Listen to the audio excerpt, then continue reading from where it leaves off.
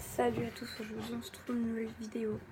Alors vous avez été beaucoup à me demander sur les réseaux d'expliquer plus grand, avec plus d'explications, le terme non binaire. Donc c'est parti, on se retrouve pour la suite où je vous explique.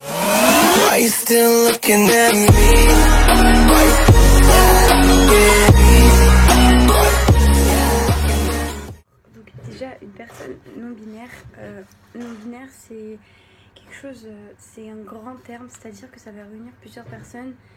Le terme non binaire, il réunit des personnes qui ne se sentent pas à l'aise avec l'identité binaire. C'est-à-dire que quand tu es binaire, c'est que tu te sens à l'aise de dire ouais, moi je suis un homme, je suis rien d'autre. Alors que par exemple, quelqu'un de non binaire, il y a un jour où il peut très bien se dire je me sens vraiment très très femme aujourd'hui, ou un autre jour il va se dire oh je suis un homme, ou je suis ni l'un ni l'autre.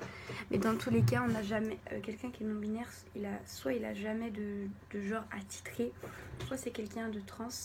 Et dans ce cas-là, quelqu'un qui est non binaire et trans, il se sent pas à l'aise donc dans son corps. Donc je pense que je referai une vidéo pour expliquer plus simplement tout ce qui est trans, parce que je pense que vous avez été beaucoup aussi là-dessus à me demander d'expliquer la transgenre, c'est-à-dire que j'ai expliqué pourquoi je l'étais et comment ça m'était venu.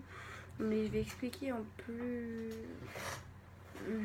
dans une vidéo plus explicative ce que c'est être transgenre. Donc tout simplement, pour l'instant, par où j'étais. Donc quelqu'un qui est transgenre et non binaire, c'est-à-dire que c'est quelqu'un qui de base ne se sentait pas à l'aise, donc non binarité.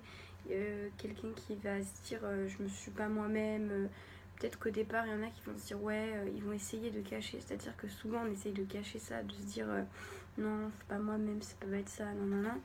Sauf qu'en fait, après, on se rend très vite compte que quand quelqu'un est non-binaire et trans, c'est-à-dire qu'il ne se sent pas à l'aise dans son propre corps et qu'il ne se sent pas à l'aise non plus dans son identité, par exemple, d'homme, si c'est une femme trans.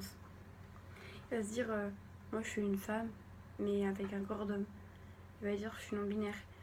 Et c'est plus facile de dire que tu es non-binaire que de dire que tu es trans, parce que la non-binarité, peu de gens connaissent ce mot non-binaire, et c'est plus facile aussi des fois pour le dire, de dire je suis non-binaire que de dire je suis trans. Après c'est pas non plus une excuse, hein. C'est juste que tu peux être non-binaire et trans, tu peux être non-binaire. Il y a aussi un autre terme qui peut être genderqueer, mais ça regroupe aussi tout l'englobe. Et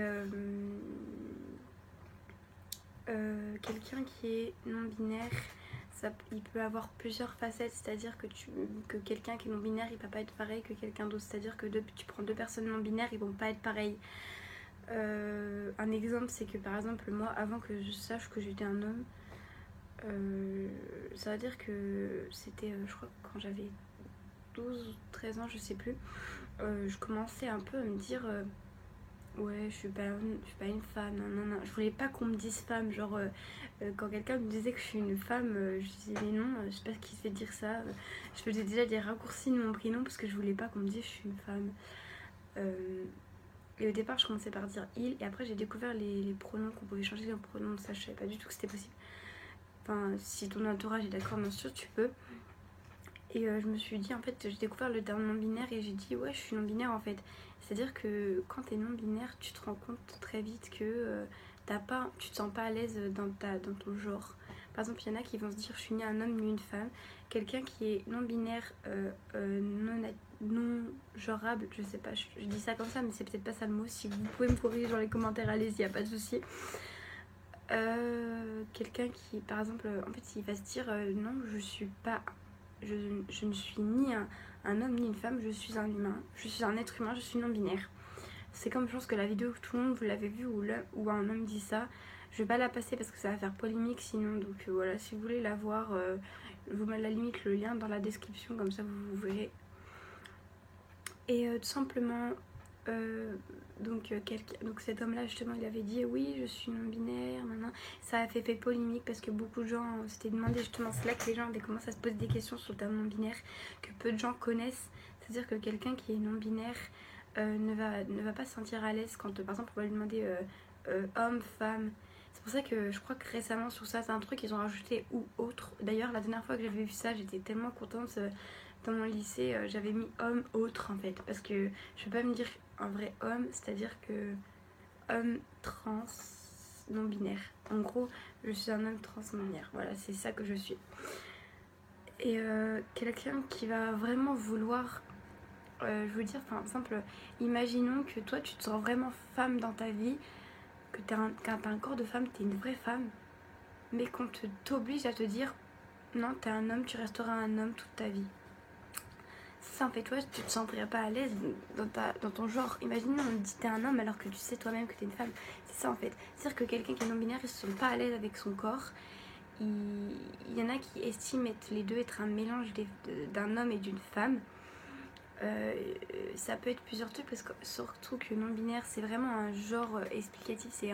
Ça regroupe tous ceux qui ne se sentent pas à l'aise dans leur genre qu'on leur a attitré à la naissance.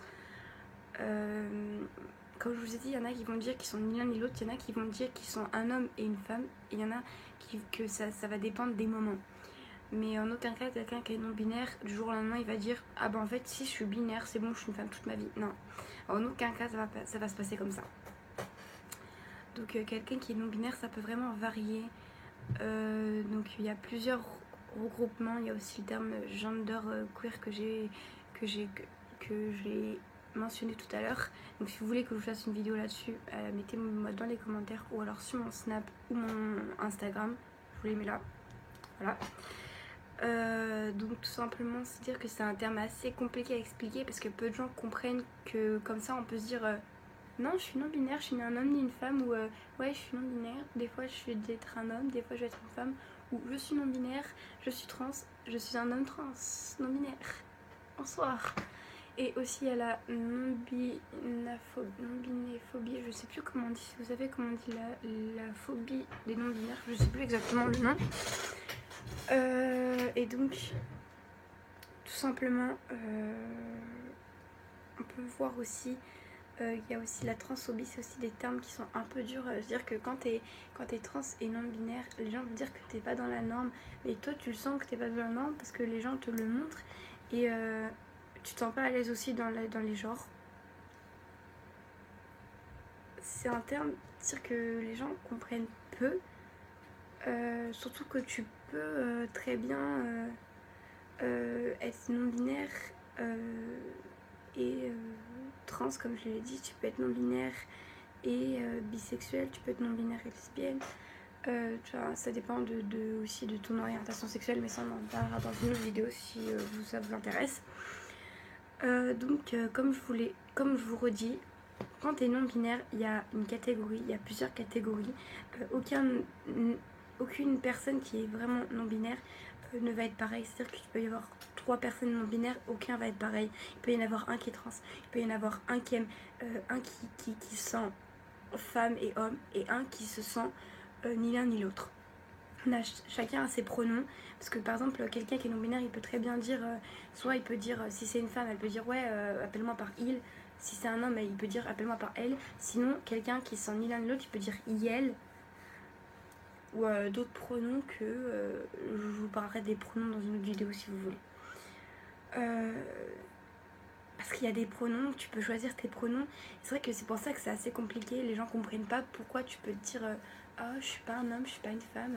Et il y en a qui vont te dire ouais t'as forcément un genre, c'est impossible d'être ni l'un ni l'autre, ou c'est impossible d'être les deux, c'est impossible si t'es une femme de dire que t'es un homme.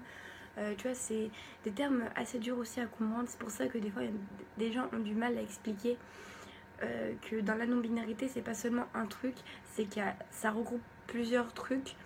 Comme je l'ai dit, tu peux être non-binaire et trans, tu peux être non-binaire et te sentir ni l'un ni l'autre, tu peux être non-binaire et te sentir totalement femme si t'es un homme, tu peux être non-binaire et te sentir femme et homme.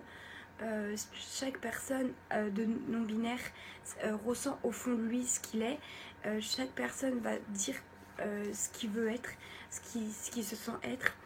On ne peut pas tous avoir les mêmes pronoms, c'est-à-dire qu'il y en a un qui va avoir ces pronoms-là, d'autres ceux-là. Il y en a qui s'inventent aussi leurs propres pronoms et leurs propres termes, mais ça c'est assez compliqué pour leurs proches aussi.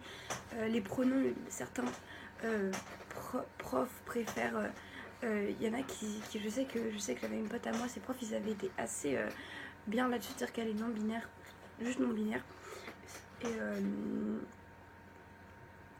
Elle, c'est vrai que ses profs avaient été bien là-dessus, c'est-à-dire que ils lui disent soit il, soit elle, mais certains profs se sentent plus à l'aise pour dire il, ou d'autres disent encore elle, mais ça arrive au fil du temps. C'est-à-dire que je sais que si quelqu'un d'entre vous est non-binaire, c'est pas facile de changer comme ça pour les pronoms et tout, mais il faut s'y faire au fil du temps. Et si toi-même tu es non-binaire et que t'en as marre que tes amis t'appellent comme ça, par exemple il, si tu te sens pas à l'aise, ou elle, ou que tu veux vraiment qu'ils t'appellent par les pronoms que tu leur as donné, laisse-leur du temps parce que c'est le seul moyen que tu as qu'ils t'appellent comme ça. C'est comme moi par exemple, mon vrai prénom, mon prénom qu'on m'a donné à la naissance, c'est Maëva. Et j'ai demandé à mes amis de m'appeler soit Maë avec un H, soit Myron. C'est-à-dire que c'est un peu compliqué là-dessus, c'est-à-dire qu'il y en a qui... Mais mes amis ils préfèrent m'appeler Maë avec un H parce que ils vont toujours appeler Maë en fait. C'est pour ça qu'aussi j'avais mis le nom de ma chaîne Maëpera parce qu'avant c'était un autre nom. Parce que Maë, je trouvais que ça fait plus court et que ça faisait moins femme et que j'aimais bien. Mais après je pense que je vais bientôt changer, donc je sais pas si je mettrai Maë avec un H. Dites-moi dans les commentaires, comme ça voilà. Et si vous avez d'autres questions par rapport à la non-binarité, des choses dont je n'aurais pas parlé, dites-le moi dans les commentaires, je serais ravie de vous répondre, soit en commentaire, soit de refaire une vidéo dessus où je réponds à vos questions. Et je voulais juste faire un dernier mot et passer un mot à la chaîne Crazy Dan, que j'adore, que c'est un homme que j'adore vraiment parce que il m'aide beaucoup dans ma démarche là-dessus, pour aider, pour dire à mes parents, pour expliquer aux gens. Donc n'hésitez pas à aller vous abonner à lui parce que c'est vraiment quelqu'un de super, et si vous avez besoin de conseils, je pense qu'il est beaucoup meilleur que moi en termes de conseils, parce que lui je pense qu'il s'y connaît assez mieux dans le sujet parce qu'il fait 4 ans qu'il est sous testostérone, tout ça, qu'il a fait plein de démarches, non 2 ans qu'il est sous testostérone et 4 ans qu'il est dans sa démarche, qu'il a commencé toutes ces... tout ce qui est opération, tout ça. Après il y a aussi des piqûres qui comptent comme une opération, enfin c'est assez compliqué, mais si vous allez à vous abonner à lui, et c'est super. Voilà, donc sur ce bye et à plus dans une prochaine vidéo. Je voulais juste un dernier truc, c'est que je vais faire une FAQ sur ma chaîne YouTube, donc si vous avez des questions à me poser, n'hésitez pas à me les poser en commentaire, ou sur mon Instagram que je vous mets là, ou mon Snap que je vous mets ici, là et là. Et donc je vous répondrai avec plaisir, et je screenerai tous les messages que vous m'enverrez, je les répondrai en vidéo. Donc sur ce, je vous dis à plus pour une prochaine vidéo.